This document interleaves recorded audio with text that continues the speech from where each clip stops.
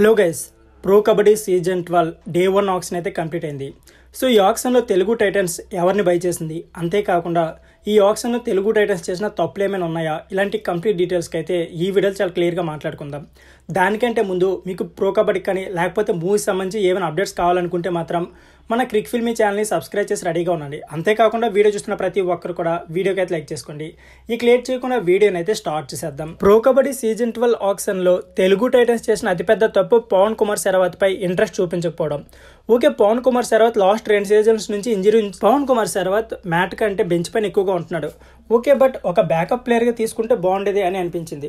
ఎందుకంటే 60 లక్షల కంటే తక్కువ ప్రైజ్లోనే పవన్ కుమార్ శరవత్ అయితే తమిళ తెలవస్లోకి వెళ్ళిపోయారు.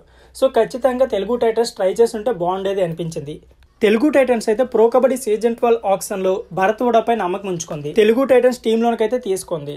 ఇకపోతే అంతేకాకుండా రైట్ కార్నర్ డిఫెండర్ అయిన శివం సిండేన్ అయితే 80 లక్షలు పెట్టి తెలుగు టైటన్స్ అయితే తీసుకోవడం జరిగింది.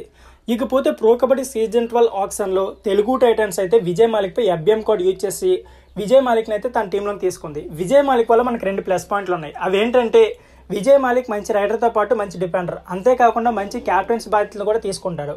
ఎందుకంటే లాస్ట్ టైం పవన్ శరవత్ లేకపోయినా సరే తెలుగు టైటన్స్ని ఏ విధంగా ముందుకు నడిపించారో మనం అందరం చూసాం.